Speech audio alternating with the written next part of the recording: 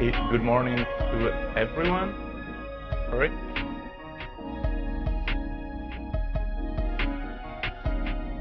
Shall we?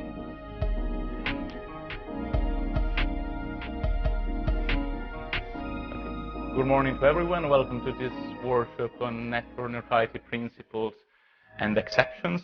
Today we will discuss the net neutrality debate, the last development, and we will have a variety of perspectives on different issues from different regions. We have Ji-Won Park from OpenNet in South Korea, Miguel Murachimo from IP Federation Peru, Carolina Botero from Charisma Foundation in Colombia. We have Martin Wasserman, who is the policy director for Latin America at Facebook. We have Chris Riley, which is policy director at Mozilla, and then we have Josh Levi, who you already know, that is the advocacy director at Access Now. So over the past year, we have had major developments in the net neutrality debate. We had the US adopting regulation, banning prioritization, banning blocking, banning throttling, and adopting a special approach to zero rating. We had the telecom single market in Europe. We had Brazil elaborating a regulation to specify the marco civil provisions on net neutrality, and we had also the decision of trade, the Indian regulator, to ban discriminatory pricing. And last but not least, we had also the Council of Europe elaborating a recommendation on net neutrality, which is also based on maybe many of the elements that we elaborated some years ago in the model framework on net neutrality that the Global Coalition on Net Neutrality is now using to advocate for net neutrality around the world. So the main issue about net neutrality is discrimination. Which kind of discrimination may be allowed? Which kind of discrimination is undue discrimination? The net neutrality principle is a ban on discrimination, an encouragement of equal treatment, but obviously it is not an absolute principle, it has exceptions. So I would like to start with some concrete examples of why this principle is actually needed. And I would like to start with Ji-Won Park, because in many countries around the globe, we already had this debate about discrimination with concrete evidence.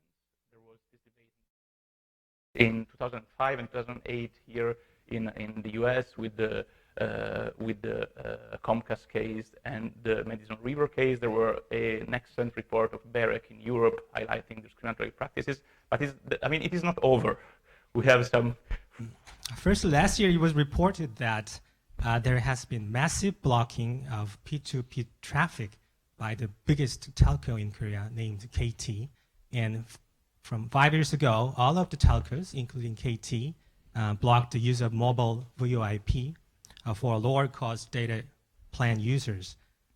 Those two cases already have gone to civil court of Korea, and I'm in charge of the second case regarding mobile VoIP, which is pending in Supreme Court of Korea right now. And I really like to talk about that I finally win the case at the RightsCon next year. And with regard to regulation on telcos, Korea has very strict ex-ante regulation named the Telecom Business Act, which criminalizes unreasonable suspension of service and unreasonable discrimination among users. On top of that, Korean regulatory body has set a guideline on net neutrality and reasonable traffic management in 2011 and 2013. As far as P2P blocking, telcos are arguing that P2P technology for file sharing reduces internet data center sales by a big margin, as the cyberlocker companies are free riding, not paying them, and it is strictly prohibited for users to use broadband traffic in a business manner or resell it under end user license agreement. But the Korean net neutrality guideline does not allow traffic management by contract. And I think sales reduction itself could not be the reasonable ground for suspension or blocking allowed under the telco business. But in reality, Korean regulatory body approved the telco's data plan throttling and blocking mobile VoIP and is now hesitating to make a decision whether to fine KT for massive blocking on P2P traffic or not. And my suspicion is that Korean government really cares about that telcos are going to be shut down when mobile VoIP and P2P service erodes the sales of voice calling and internet data center respectively. And unfortunately, to provide us, okay, we already have an accent, some insight on the debate, because we have seen that we have similar issues around the globe, but we may have different approaches from the advocacy side. The telcos approaches are slightly homogeneous, but the advocacy side, they may be heterogeneous. So in your experience in the past years of coordination of all these advocacy efforts from Access and the Global Coalition, what could you suggest that would be a good formula, or what would be? That's for a number of reasons. One is that we've seen, as you mentioned, major net neutrality rulemaking happen in the U.S., in the EU, in India, and elsewhere around the world, which has been visible enough that activists in different regions are seeing it and responding to it. But there's also been a concerted effort to build bridges across regions and around the world to make sure that the folks, for example, that led such an impressive campaign in India in the last year, we're talking to and learning from the folks that have been campaigning on net neutrality for the last 10 years in the US and the folks that have been working on it in the EU and elsewhere. And so what a bunch of us decided to do and felt that it was necessary to do was to not just continue this kind of informal communication process and process of learning, which sometimes flared up in big political moments, but other times was very dormant and not very active. We needed to make it more formal and to knit together that network of activists and advocates around the world to make sure that we had a shared platform and a shared ability to move net neutrality advocacy forward together when necessary. And so that gave birth to the Global Net Neutrality Coalition. If you go to thisisnetneutrality.org, you'll see it represented there. There's a number of organizations around the world that are members of that coalition. And we've also produced a map that shows the status of net neutrality law around the world, which I believe is up to date. And I think it was a nice moment when we could change the color of India. And so it's not as nuanced as it could be, because sometimes, in all of these cases, in fact, we don't have hard law necessarily protecting net neutrality. You have interpretation that needs to happen. You have lawsuits that need to be resolved, but it's a more or less accurate depiction of the status of net neutrality around the world. So that is a platform that was really necessary so that we could collectively as a community respond to what happened in India, for example. So when net neutrality is a global issue, the internet crosses all borders, and when a net neutrality community in one country finds itself under attack or in a moment, this platform allowed everybody else to rally around it. And I think that was a nice kumbaya moment. I don't know if kumbaya translates. Yeah, kumbaya. Kumbaya. Yeah, maybe it's in Esperanto. So, but I think there's a lot more work to be done. Zero rating has shown, for example, that there's not complete unity around all net neutrality related issues, and there's in fact a lot more conversation to be had. There's a lot of conversations taking place at IGF. There's still a lot of work to be done on the zero rating issue and on securing net neutrality everywhere, including in the places where there are basic rules or laws in place. But I'm very confident that we have an infrastructure now to help make that happen, whereas 2 or 3 years ago that infrastructure was not in place. So. Yeah, thank you, Josh. And also it's important to highlight that the Global Coalition was actually an outcome of RightsCon 2014. I mean, remember that we were having this workshop 2 years ago, and that was, I mean, it's very good to have a global tool for advocacy now. And also it is excellent to have had this synergy between the Global Coalition on Net Neutrality and the Dynamic Coalition on Net Neutrality of the IGF developing material that could be used. And by the way, this year report of the Dynamic Coalition will be on specialized services and zero rating. So if anyone wants to contribute, it would be an excellent occasion to collect research. Speaking about specialized services and zero rating, there has been quite shy approach from some regulators in Europe. Although there is a new telecom framework, the issue of zero rating and specialized services have not been clearly defined.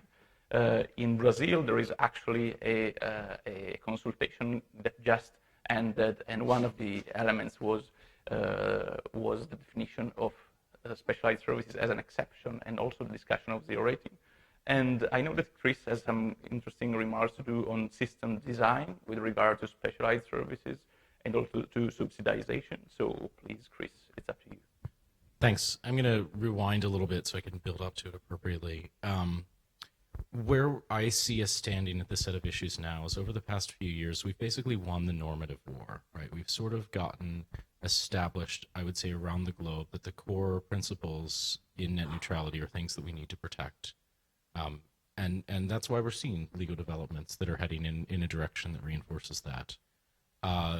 There are gaps, there are T's that need to be crossed and I's that need to be dotted around the world, but especially, from the theme of a panel of principles and exceptions, the sort of the interesting challenges at the level of principles and normative discussions of net neutrality have shifted. They've shifted away from the core prototypical harms associated with throttling and blocking, and they've shifted to other ways of changing how traffic is delivered and served to users. So zero rating is a label that means different things to different people, but there's certainly a broad category of subsidization of the price that users pay for data. It includes a lot of different practices, some of which have received an enormous amount of criticism around the world, others of which have not. I mean, Mozilla has a couple of prototypes that we've done in the past that didn't differentiate based on content and didn't get the same kinds of critical reactions. But there is a category of practices here around subsidization of pricing that is sort of one of the frontiers of several frontiers, I think, for net neutrality. I and others started having several years ago, and in fact, I regard it as a little bit of a loss that we're calling it specialized services. Years ago, I wanted to call it restricted access services to sort of really drive home that this is about only delivering access to a certain portion of internet content. So you can see why these two things, although different in how they are engineered, one being about pricing, the other being about sort of the actual raw connectivity of the service. There's a big overlap in these two, and I think that it's, although sometimes complicated, also relevant to pair them together and thinking about how net neutrality principles and the conversation around them has evolved to where we are today. So these are areas that are more complicated, I think, than blocking and throttling. They're areas where there are people who are die-hard net neutrality supporters who have very different feelings when you're talking about different ways of getting content to people. And we've come out as strong believers in a sort of an Uber principle that rises above all of them, which is that where we need to be at the end of the day is that more and more people need to be connected to the full open internet, and that is our lodestar, that our goal, our North Star, the thing that we strive for, that we think everybody here collectively strives for. We may have different ideas of the path to get to that goal, but that point is the point that I encourage all of you to keep in mind as we continue this conversation. So getting into sort of the system differences, one of the things that we spent years doing in the original net neutrality debate was looking at how the technology worked, looking at how things like deep packet inspection were used and to many abused in order to differentiate these changes. And I think it's worth taking a step away from some of the rhetoric and the labels in these new versions of net neutrality principles and looking at how these systems are designed and looking at how there are individual companies or even humans who are involved in decisions about how specific types of content are treated, looking at whether there are ways to engineer these systems that can preserve the spirit of the open internet throughout. And it's actually probably a little bit easier to think about in the context of specialized services, because that label is something that has not been defined yet. We've talked about it a little bit, but like it means different things in different contexts. There aren't really any good, clear examples articulating what that looks like. And it matters. If you think about specialized services as something which is effectively just like a prioritized channel for some content that overlaps with the rest of the open internet pipeline, then really it's not any different than paid prioritization, right? And that is a thing that we've collectively agreed is bad, right? Not universally, but I think in large part, normatively, paid prioritization over the open internet pipeline is bad. There is a version of specialized services implementation that is functionally equivalent to that. There is another completely different version, one where the pipe that is delivered to you is logically divided so that it has an open internet portion and a separate portion. This is actually a model that we've come to accept. If that thing is a phone line or a cable TV service, that's how these services are often delivered today. And there are ways in which you can engineer these different kinds of services that functionally look more like that. And the impacts and the effects of these matter. They matter for how the services influence the competitive dynamics between the different providers.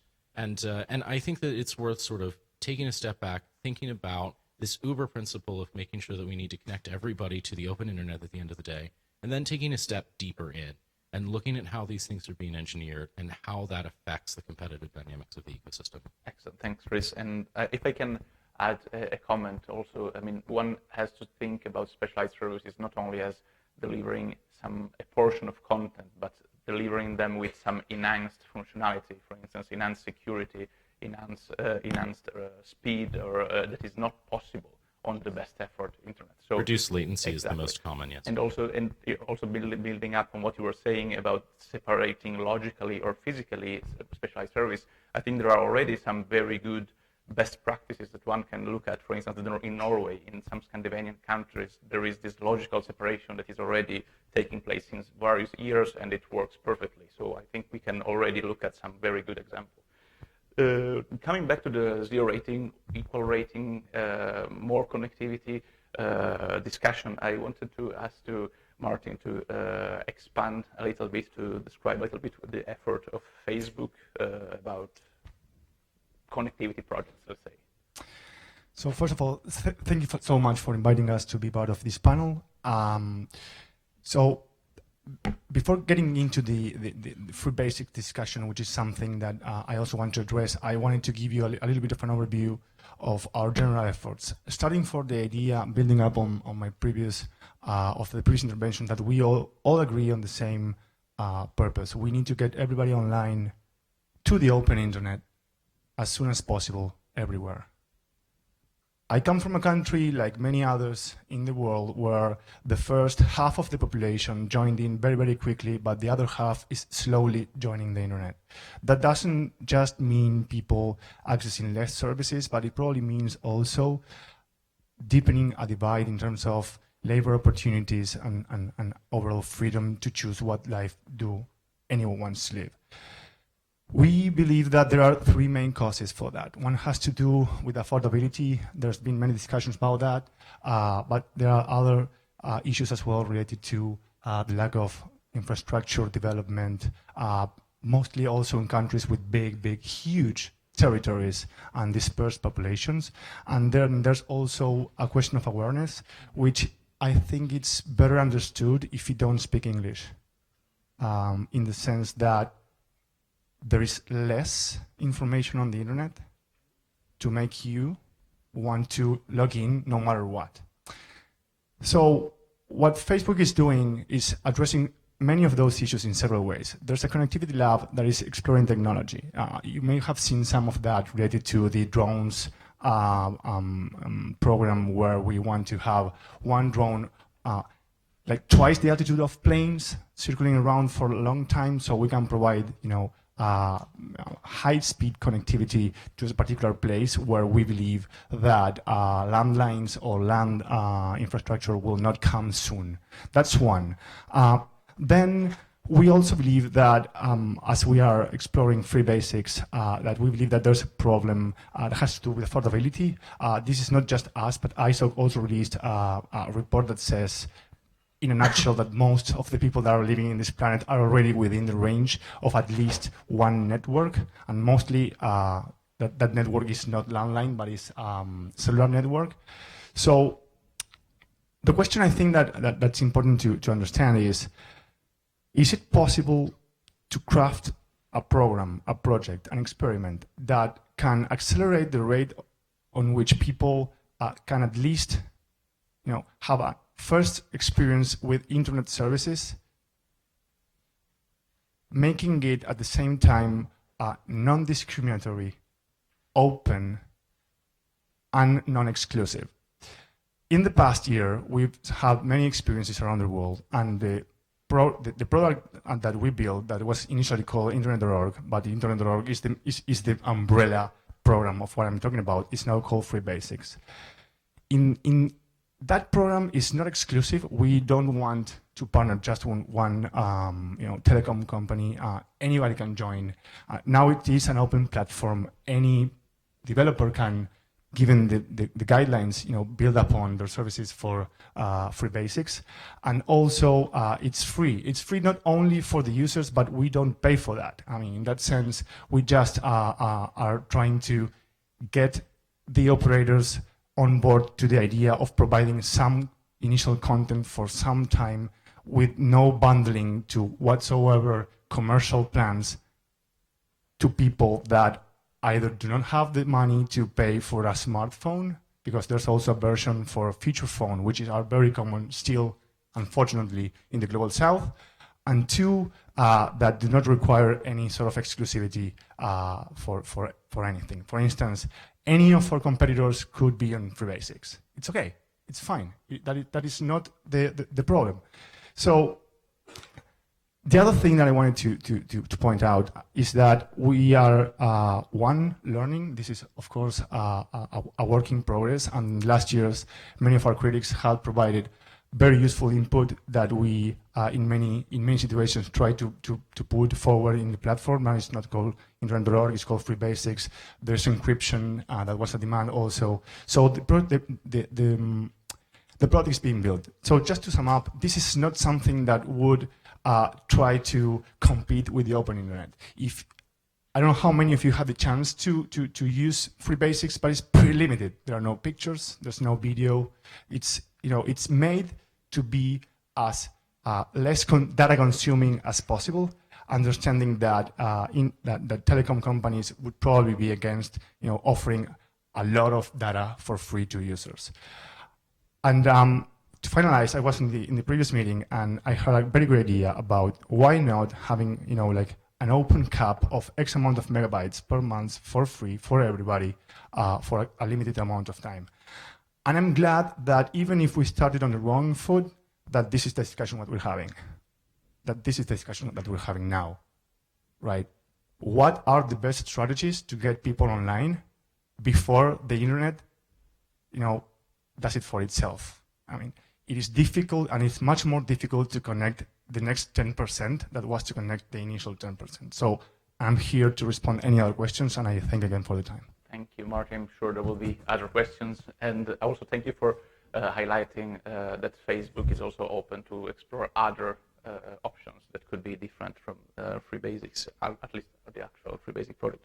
So I would like to move to South America. So we have the pleasure of having Carolina and Miguel that can provide us some inputs, some insight on what is the net neutrality situation in Colombia and in Peru.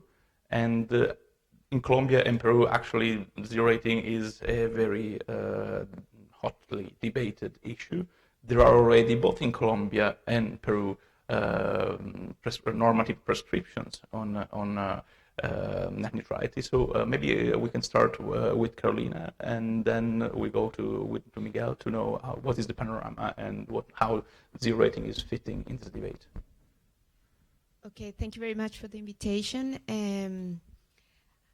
The first thing you have to know is that in Colombia we have a net neutrality regulation since 2011. It was just after Peru had their regulation, but there is a huge difference with the Chilean law.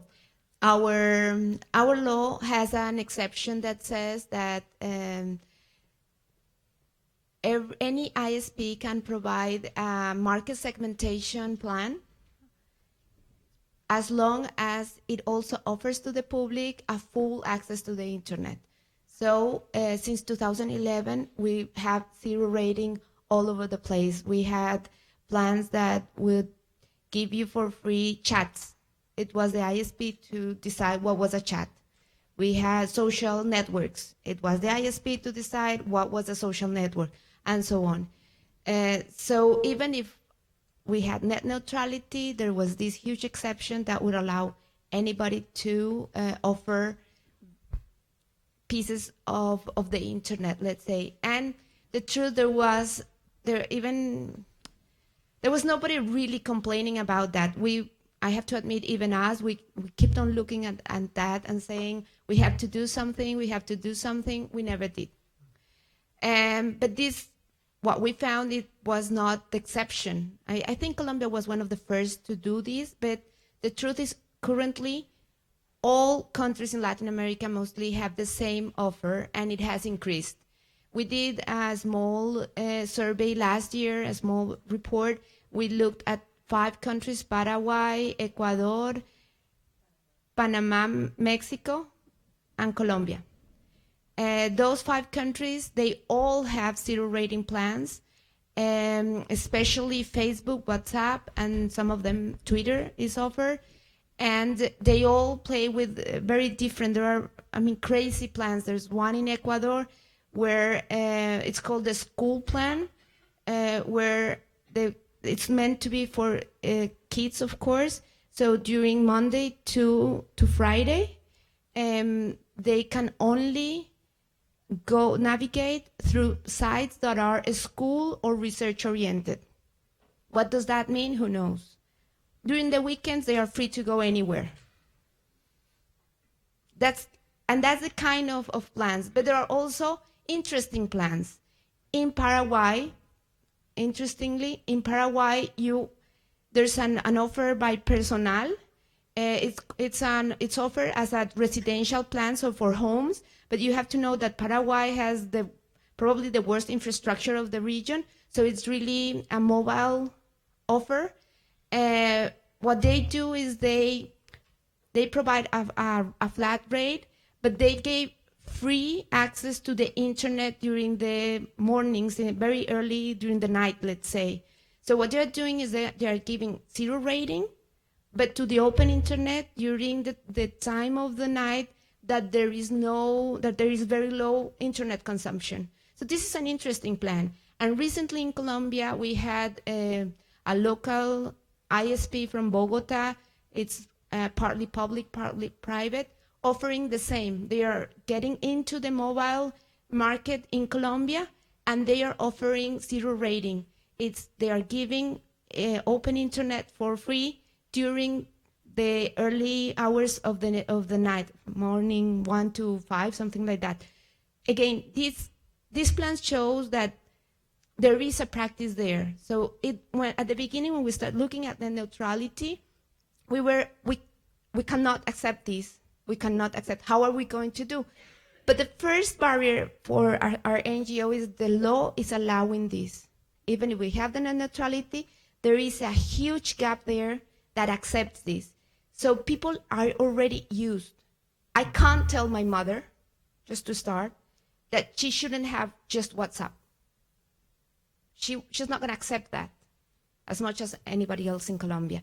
So we have our reality in the market today that oblige us to look at what does the discrimination look like. And probably, I think, offers like the one I'm telling you from Paraguay or Colombia, where there is open internet, gives an idea that there are ways of doing this better. Whereas there are others that I think we still have to look at and complain and check how the discrimination works here. Free Basics is one of them. Free Basics was presented in Colombia as a public policy proposal. And I think it's good. I think there are many things good in Free Basics. One is finally there's a company, huge company saying we want to pay for access. That's the first thing I think it's interesting. We should say, let's look, what are you offering? But after many years of hearing, nobody wants to pay for it, it's too expensive, the state doesn't want to. There's somebody saying, I want to pay for it, that's interesting. Second thing, it's interesting, they are thinking on the very low devices that poor people has. And that's nothing to reject, that's also interesting. Because it's not the same to navigate in our smartphones that are expensive or are quite good than to try to do it in very bad smartphones. So I think that's also positive. But on the other hand, I think that Colombian experience shows how nasty that proposal is. It was launched at the same time as the free Facebook. So Tigo launched free internet.org at that moment, and all the other ISPs, including Tigo, were launching free Facebook. So what was the marketing? Have the real Facebook. You know, don't get the crappy Facebook, because the crappy Facebook is the one that doesn't allow you to have pictures, video, this and that. So even if you're being nice to the issue, as I was telling you, positive, they are trying to get to the bad smartphones, positive, there's a big company saying I'm paying. On the other hand, they are making this confusion in the market. What are the numbers that Facebook is gonna give us? I mean, Martin says there are different gaps towards access, towards the problem of access of the internet. What is the gap that Facebook is bridging here if there's a market confusion? Because what we heard lately is 50% of the people that gets into free basics is later paying for it. I'm sure in Colombia, it is impossible to know if people is doing free Facebook or internet.org. They don't know. Market confusion. So is that discriminatory or not? I don't think it's just because of the things that Facebook, free Facebook has been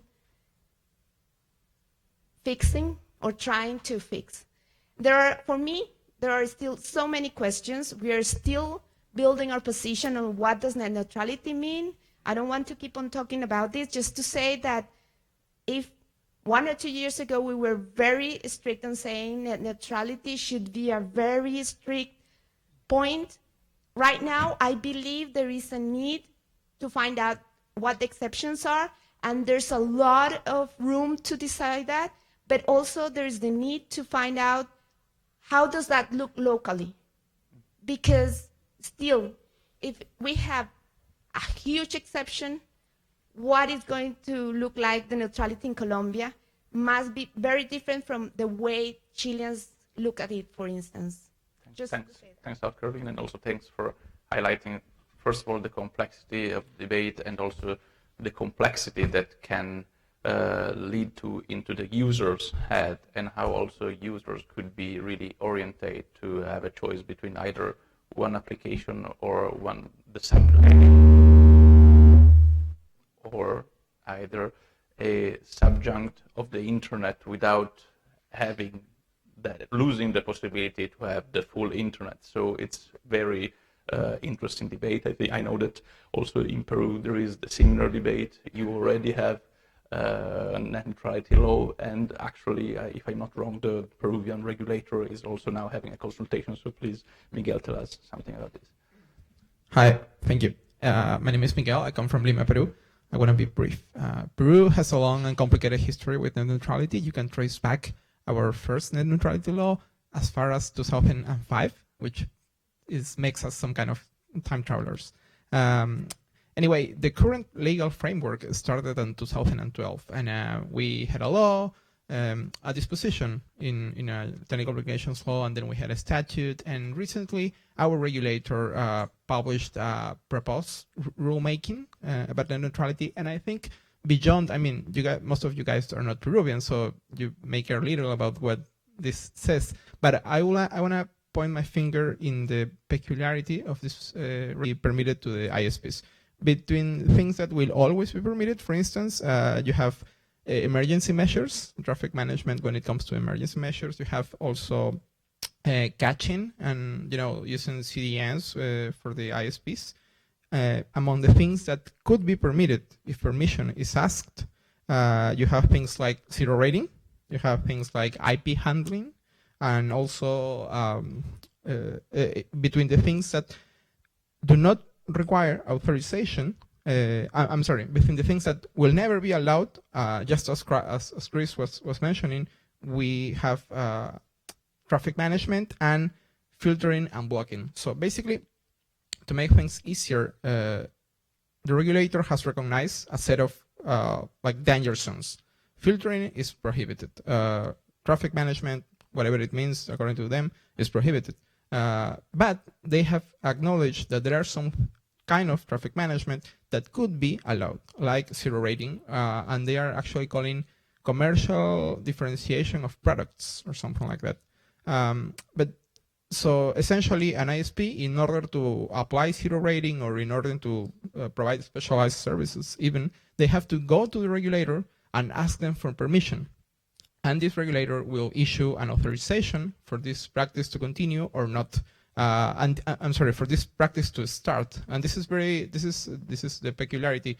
Peru is proposing an ex-ante regulation. So they are basically issuing authorizations before the practice starts. And this could be an ideal world for many net neutrality advocates, because instead of fighting like in Colombia or in so many other places, fighting about how to enforce the law or how to inspect if ISPs are complying, in this case, everybody is supposed to stand in line in the regulator and first ask for permission and then implement the traffic management.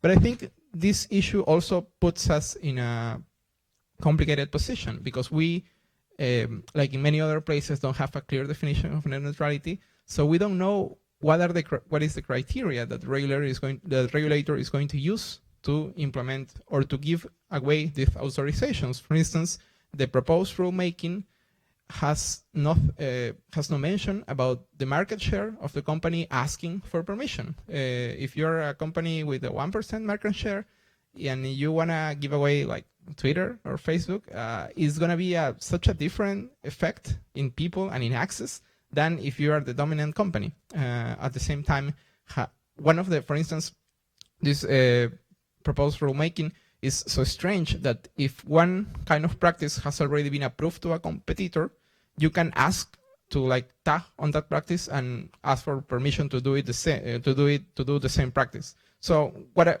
I want to like poke your minds around is whether the ideal tool to regulate net neutrality and to handle exceptions is like a rigid framework of do's and don'ts. Permission before implementing some kind of traffic management or price discrimination, and also quite curious in considering all traffic management as non-legal or as illegal, with the exception of those that are approved. I mean, because it is, as we were discussing at the very beginning, net neutrality is a principle of non-discrimination, but it's not an absolute principle. There are many exceptions of reasonable traffic management. Important is to define what are those exceptions. So I would like to open the floor for questions. I think there will be many questions, and then we can have a round of comments. Okay.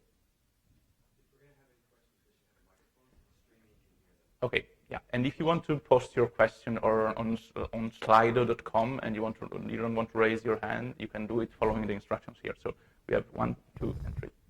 So Luca, I had more of a comment than a question. Mm-hmm. So specifically on Free Basics, because I think there seems to be a little lack of clarity on how it operated. My name is Nikhil Pava. I'm from SaveTheInternet.in from India. I think one thing we need to realize is that an open platform where people can apply is in the open internet, and sites that sign up are not just governed by Free Basics policies, but also Facebook's policies. That was the situation in India, at least before it was shut down. And also not run services which were competing with carrier services, with carriers given the right to refuse services. So I think the word open is only that anyone can apply and not necessarily that everyone can exist there. The other thing is that it wasn't just available to new users, but also existing users who'd been paying for data on that particular carrier. For them, free basics was zero rated. And at least the last figure that was released by Facebook was that there were about 1 million users, about 800,000 users. This was in May last year, out of which only 20% of the users, according to Facebook, were new. And after that, Facebook stopped releasing data. So just wanted to clear this context from an Indian experience. Thank you. Thanks very much for this clarification. We can take the two questions and then we can have a round of comments. It's a question. When we discuss the neutrality issues, it's about always a contact between two layers, right? Is the ISPs and the market of application services and contents that are on the online services. Am I right with that? Mm-hmm.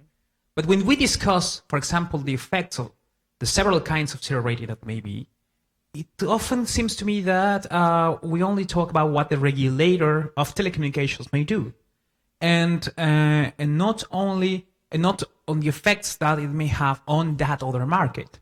So my question is there any ideas on why don't we bring the antitrust or even the Consumers Protection Authority into these discussions? Because I think it's three parts, or even in some cases the Data Protection Authority, because it seems that it's only the telecommunications. And when we talk about competition, we're talking about competitions between ISPs, and not between ISPs, the big ISPs getting in touch with the big online services. So it seems that this relation at some point may get complicated with this big exploitation of zero rating. So the question is, why don't we bring more to this conversation? Very good question. I think as the first one was a comment, I propose to take two questions then, and then the comments. Pranesh, and then KS. Okay. I think it's important to go back to the fundamentals about net neutrality. I mean, net neutrality is a term coined by the fundamental characteristic of the internet being extremely distributed communication network, where all data packets can travel through the net, where the network operator is not supposed to control how the data packets travel. So it is actually a principle on physical treatment of the data packets.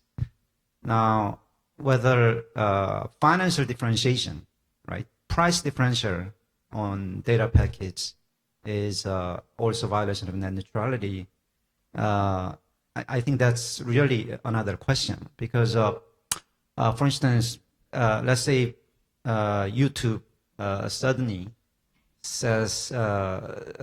charges different prices depending on who is uploading.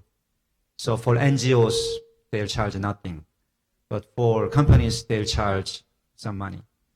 Or they may just say rich people are required to pay, poor people can upload for free. There, different prices are applied to different data packets being uploaded. We're not going to call it a violation of net neutrality. And I mean, if you just go back 10, 20 years ago, there were, well, not 20 years, so 30, 40 years ago, there were mail services that charged, a fee for using. I mean, right now you get mail account for free. And those services also sometimes charge, other times. So anyway, that is my, I mean, just wanted to see how, if there's any panelists who wanted to respond to that, can respond to. So let's have the Pranesh comments. I would ask you to be brief, please, so that we can have a round of comment. Thank you very much. I'll try to be very brief. For the audience, my name is Pranesh Prakash. I work with the Center for Internet and Society in India. In terms of principles of what we're trying to, that we should be looking at, I think for net neutrality, I would include financial discrimination as well, but generally the principles would be: one, the issue of access and accessibility; two, competition and innovation; three, user rights and consumer protection, including issues like user choice, etc. Four, what as Jonathan Zittrain calls generativity of the internet because of its very open nature, so generativity and openness. And if you want to add a fifth in terms of telecom regulation, you'd add state interests in terms of taxation and trying to get money into, say, a universal service obligation fund and things like that. Now, with these principles, this is an optimization problem, not a maximization problem. The kinds of rights on which we rest net neutrality, things like freedom of expression, privacy, etc., aren't things that can be maximized, as we know from this morning's session on right to be forgotten. It's about optimization, one.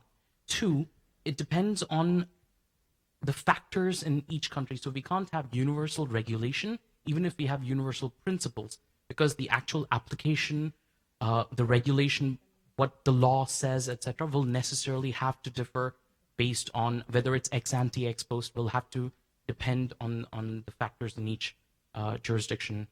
Three, I'd like really to push for people to think about the difference between negative and positive discrimination. Because when we're talking about equality anywhere else, we think in terms of negative and positive discrimination and say that positive discrimination of some sorts are under some circumstances okay because it is needed to bring about equality.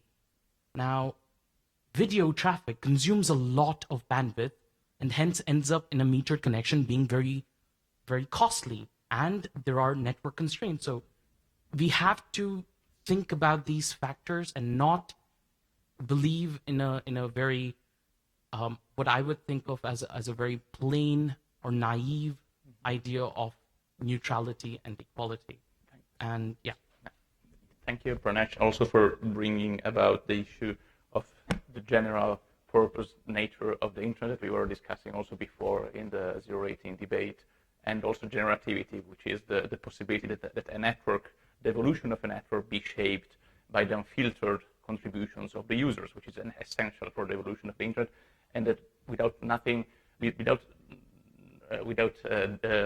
the importance of Jonathan Zittrain, Noam Chomsky was already exploring the concept in the 60s, so one has to think a lot about that. I think we have a good round of questions. I would like to start with Marcin because many comments were on zero rating, so please do. I'll be mindful of time. So I want to clarify and respond to some of the questions that were raised. First of all, Free Basics, it's not intended to replace the open internet. It is not. I mean, and I want to be very clear on that. We are looking at a project that can be a ramp up for the open internet. If, as I told before, if you look at the product, it's a very stripped down version that consumes very little data and has very limited services. So the idea that this would be a threat to the open internet and all the innovations that are happening in general, I think it's a little bit an overstatement. At the same time, I do want to address Carolina's point about data. One important thing to note is that we are one part of a chain of actors that are involved in the zero rating discussions. Unfortunately, we don't have here, at least to my knowledge, representatives of the telecom companies that are engaging or willing to engage in these practices, which are not all those companies. There are very big companies that are against. They don't want to do it. They don't want anything for free. And they probably have their business reasons for that. So we can provide a trend. That trend is that 50% of the people that tries Free Basics become a paying customer for a company. We would like to go deeper, and we're doing a lot of work to go deeper and provide better stats, public stats, but it's also something we need to work out with our partners in each of the country.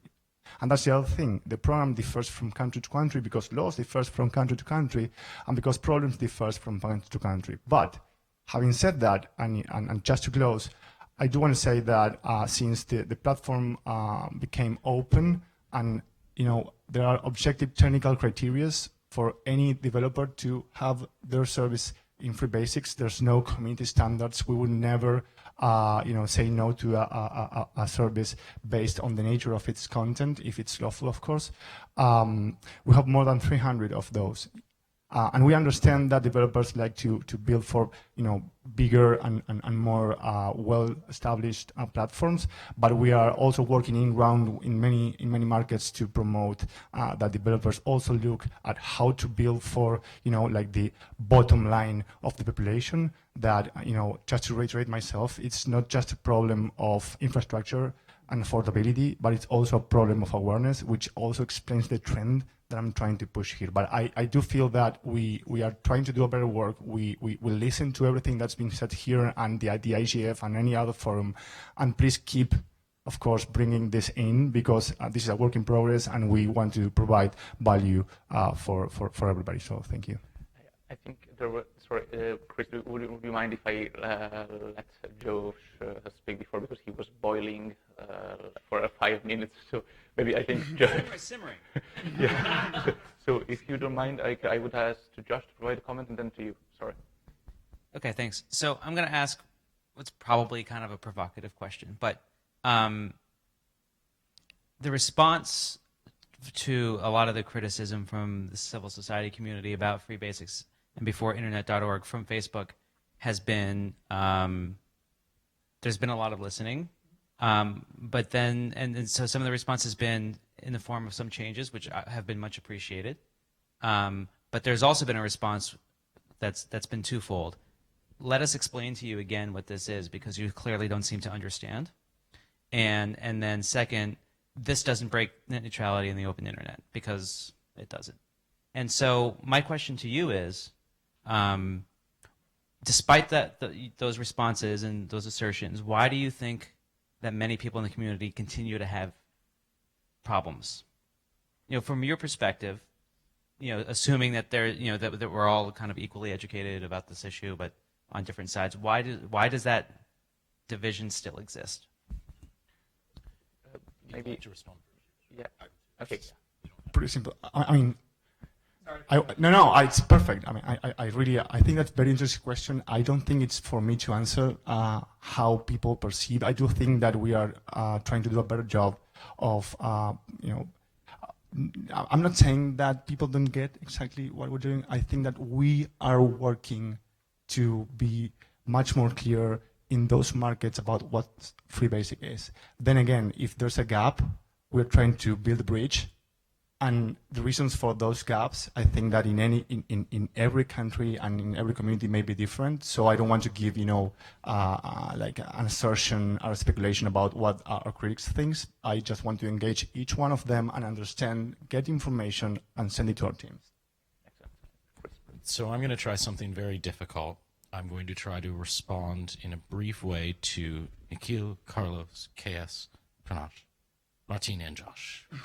All while reverting back to my original framing. You have 30 seconds. And how to bring peace to the world in I'm not going that far. I think it is helpful to think about system design and the way that these things are being implemented.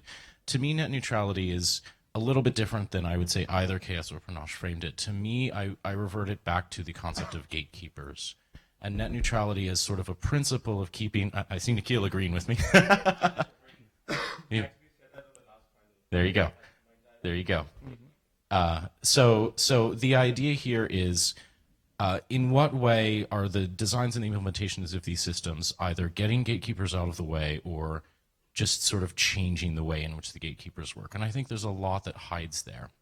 To me, that's why competition authority is not the primary place to look, because it's different in these markets. Like, this is not something where the traditional lenses of market power and abuse of market power captures everything. I think we have to look at it a little bit differently. It's why net neutrality was a telecom issue first, and why efforts to make it more of a competition and an antitrust issue didn't quite take on in the same way. So Facebook and Free Basics is a very good lens for this, right? Like, there have been changes to the system that have made it more open, and these are progress. More open, you noticed I said. So there's still a gatekeeper role here, and I think that that's part of the sticking point. And I don't have a solution for that, but I do think that there is still this perception of a gatekeeper role because there is a human or a thing that can be done that is a thumbs up or thumbs down.